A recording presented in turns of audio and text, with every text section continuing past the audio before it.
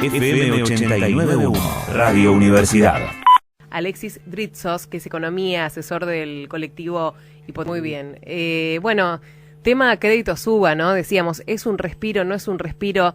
¿Ya no rige por el valor de la inflación? ¿Cómo queda el escenario? Bueno, mira, acá hay un poquito de desinformación y un poco de, se trató de llegar a los medios con la idea del alivio, de algo que todavía tiene un largo tránsito para poder concretarse. Como bien vos dijiste, hay una media sanción, esto tiene que ir al Senado, y luego viene la parte del esquema de actualización que tienen todos los créditos hipotecarios que se lanzaron en el gobierno de Macri, que responde a la evolución de la inflación. ¿Y qué marcha realmente? Va a ser la evolución del salario registrado, del RIPTE, el que va a regir, y la diferencia entre lo que sea la cuota con UVA y la cuota con el RIPTE, la pagaría un fondo que se va a crear para poder cubrir esa diferencia. Y ya ahí tenemos un primer problema, un fondo del que no se sabe exactamente dónde van a salir el dinero para administrarlo. Se supone que una parte lo van a poner los propios tomadores de los créditos, se supone que los bancos van a poner, va a haber una estructura para poder hacer ese fondo que cubra la diferencia, y la gente que quiera entrar va a tener que renunciar a las acciones judiciales futuras. También dicen del 30% de la relación cuota-ingreso, que también es relativo, porque aquellos que no lleguen a la relación cuota-ingreso se les extenderían los créditos hasta un 25% del plazo que tienen. Entonces tenés créditos de 30 años que por ahí terminarían, en 45 años, en 40 años, una cosa muy poco lógica. Tampoco ofrece tasas tope, algo que nosotros hemos planteado en nuestros proyectos. Tenés que tener una tasa tope sobre un crédito indexado para que algo sea medianamente razonable. Así que tenemos muy poca expectativa de que esto sea un alivio real. Nos da la sensación que el legislativo se mete de alguna manera para robar un poco de presencia, pero este tema lo puede resolver el Poder Ejecutivo, y el Banco Central tiene herramientas para hacerlo de manera rápida y mucho más efectiva. Sí, con alguna medida que se espera ya desde las promesas del gobierno de Alberto Fernández cuando se postuló para candidato, ¿no? Y que nunca se pudo resolver. Y con respecto a, porque decíamos, bueno, afectadas las cuotas por la inflación o por la unidad de valor con respecto a la inflación, pero también la devaluación del peso hizo que el capital aumente de manera exacerbada, ¿no? Y de aquello que uno había pedido a los bancos, bueno, no puedo decir ni que se triplique ni que se duplique, porque ya es impresionante el monto, ¿no? Entonces, ¿qué pasaría con el capital? No, el capital seguiría avanzando de la misma manera, y lo que sucede en este esquema es que la cuota te compensaría en una parte de la cuota, el capital adeudado seguiría igual.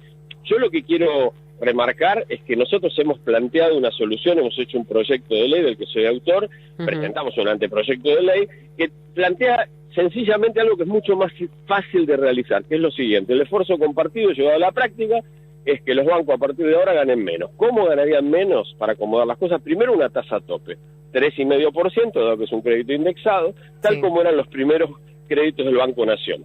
Segundo tema, un recálculo de atrás para acá, para llevar el valor actual del capital y de la cuota a un valor razonable. Nosotros proponíamos el 80% de la variación salarial, pero ponerle que queda en el equivalente a la variación salarial. Entonces vos a partir de ahora tendrías un crédito más manejable que recupera los equilibrios originales. Tengamos en cuenta que el problema lo reconoce inclusive Macri en campaña.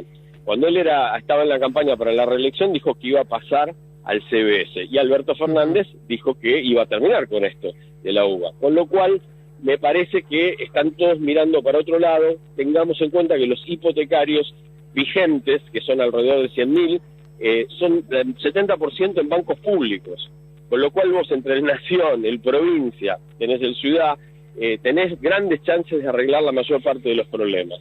Y no representa una cartera tan grande en los negocios de los bancos. Hoy los bancos están colocando al 97% las LELIQ, no toman riesgo de crédito, que les rinde un 154% tasa efectiva anual, con lo cual podrían tener un diferencial a favor de los tomadores de los créditos cuando durante todo este tiempo han cobrado.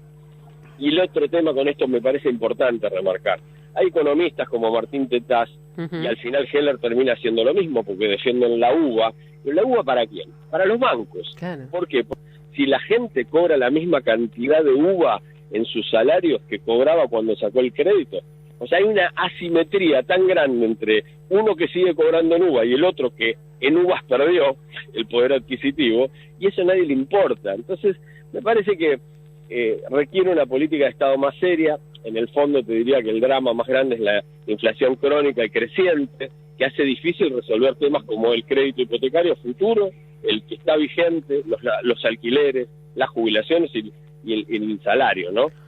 Temas que hay que abordar de una manera más contundente, porque esto podemos tener resoluciones específicas para algo concreto, pero bueno, evidentemente no nos deja avanzar. Sí, más que nada porque, a ver, todos los que se metieron en un crédito UBA sabían a lo que se enfrentaban, pero como explicábamos la semana pasada, era la única opción que había de acceder a la vivienda propia. Pero al mismo tiempo, con la esperanza, ¿no? Digo, de que en algún momento la inflación esté un poco más estable, o que los números de inflación se mantengan muy por debajo de lo que tenemos ahora, cosa que no pasó. Y otro de los planteos de esta modificación es el beneficio que quizás se daría en cuanto a la suspensión de juicios de desalojo, porque recordemos que mucha gente quedó en la calle, los embargos, cualquier tipo de medida cautelar en trámite, y también la posibilidad de vender esas viviendas o vender los créditos. Pero ¿quién se va a querer meter en esta situación, o quién va a querer comprar una vivienda con claro, indexada a un crédito UBA, digo, con este escenario, ¿no? No, tal cual. Y además tengamos en cuenta que estas familias que se han aferrado a la única herramienta que encontraron muchos años de poder adquirir una vivienda, porque este es el tema y de eso se trata, de creciendo y, bueno, sabemos dónde estamos hoy en relación a cuando arrancaron. Y algo que hay que entender, los economistas, por eso también me da mucha bronca como economista escuchar economistas defender algo o una herramienta, se enamoran de una herramienta. El economista tiene la responsabilidad, cuando ocupa cargos, de ofrecer herramientas válidas para enfrentar la problemática existente. Si vos presentás una herramienta para un determinado momento y luego se demuestra que esa herramienta no es válida para el momento que continúa, vos tenés que modificarla, no podés enamorarte de la herramienta per se, ¿entendés? Y eso es lo que estamos observando con lo que está pasando con economistas como Martín Tetaz. Es realmente un error conceptual muy grande y ofende, porque se ha transformado en un enemigo del colectivo. Sí, es defender un poco también lo único que existe, porque después no tenés otra posibilidad, no hay créditos ahora, ¿no? No, los créditos nuevos no se están tomando. La gente no tomó más créditos UBA después de 2018. Los bancos, de hecho, los desincentivaban. Fíjate vos también cómo es de perversa la UBA, que los bancos han puesto todo tipo de trabas para que la gente que ahorra ponga plazos fijos en UBA. No los querían, buscaban la manera de evitarlo, para que la cosa no los afectara a ellos desde el otro lado del mostrador. Entonces, hay como una doble vara según de qué lado está el mostrador con respecto a la UBA. A mí me parece que es muy importante recordar que esto fue una política de Estado, una política de vivienda, que la gente ha hecho y está haciendo lo más posible por sostener sus viviendas, y bueno, creo que merece, es un grupo chico en relación a lo que es el negocio bancario, y que merece una política de por lo menos recuperar medianamente los equilibrios que dieron origen al crédito. Es decir, bueno, que la relación inicial de la cuota está en relación a lo que fue en su momento con el ingreso. Es lo menos que podemos pedir, y creo que los bancos tienen espaldas suficientes por todos los negocios que hacen de otra índole como para poder admitir ganar un poco menos. Y esto no debería ofender a nadie, porque no se le está pidiendo dinero a nadie en función de resolver este tema, ¿no? Vos recién al Estado. Recién hablabas de aquellos que tomaron crédito UBA a través de los bancos públicos, pero ¿qué pasa con aquellos damnificados de los bancos privados que también tomaron crédito UBA? Sí, hay algunos, te diría que son, digamos, hay menos cantidad. También yo creo que la normativa y el cambio que nosotros proponíamos como modificación en la manera de trabajar estos créditos ya existentes, por eso decimos los existentes, porque no es para... Y se dan vueltas y se los colocan en el LELIX. Y sin riesgo ya hacen 97%. O sea, el Estado les está permitiendo a los bancos cubrirse contra la inflación en todos los frentes, inclusive sin riesgo crediticio, que es la herramienta. O sea, los bancos deberían estar prestando plata, no la prestan para el proceso productivo. Claro. La ponen en el LELIX y con eso solventan sus actividades y sus ganancias. Ahora, no pueden contemplar una mínima porción de esas carteras crediticias para ganar un poco menos con todo lo que han ganado, en función de un objetivo de una política pública, de sostener la vivienda de aquellos que califican como tomadores de créditos hipotecarios para la vivienda. Me parece que sí. Hemos visto y vemos subsidios por todos lados, desde el ámbito público, de hecho subsidiamos montones de cosas, y en este caso no estamos pidiendo ni siquiera un subsidio, estamos pidiendo que ganen menos. Exacto. Sectores que están muy beneficiados, ¿no?, en los últimos años. Vos, como parte del colectivo de hipotecados UBA, ¿cuál es la medida, digo, a tomar o cuál es la propuesta de acá a los próximos días para poder cerrar un poco esto o entender si realmente va a ser un beneficio?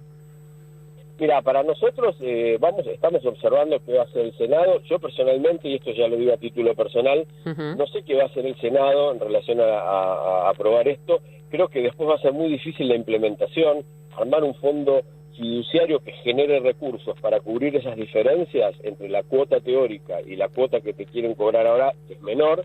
Para cubrir esa diferencia hay que mover bastante dinero, hay que generar un fondeo que no sé de dónde va a salir, digamos, porque si los bancos van a poner plata y la gente que tiene los créditos va a poner plata, ¿por qué no zanjan la diferencia cobrándoles un poco menos y terminó de armar una estructura? ¿Qué es lo que creo? Siempre sostuve que la solución pasa por decisiones del Poder Ejecutivo Nacional, sea este gobierno de Alberto Fernández, el próximo o era el anterior, de la mano con el Banco Central. ¿Por qué? Porque es la herramienta. El Banco Central tiene por carta orgánica la posibilidad de modificar las condiciones de crédito perfectamente. El Poder Ejecutivo tiene influencia sobre varios aspectos, entre ellos fundamentalmente el Banco Nación, después tenés el Banco Provincia y el Banco Ciudad, y eso puede generar, vos podés llegar a algún tipo de acuerdo con los bancos privados, porque, insisto con esto, pareciera que fuera un universo enorme de gente, es mucha gente que tiene un problema serio, pero para lo que es un negocio bancario es una cifra insignificante, claro, y que perfectamente tolera que a partir de ahora ganen menos para hacer menos daño a la gente. Bien, y sumado a todo esto, la expectativa y la incertidumbre con respecto a un cambio de escenario político también, ¿no? Porque no sabemos qué va a pasar después de las elecciones. Así que me imagino que es mucho lo que nos estamos preguntando, pero más que claro, Alexis, con esto, y esperemos que la próxima que hablemos ya sea vos explicándonos la solución y cómo se va a implementar esto. Conocemos este tema y bueno, seguimos luchando, estamos atentos. Totalmente, gracias. No, gracias a ustedes. Desde la Universidad Nacional de La Matanza, Radio Universidad FM 89.1. Siempre cerca.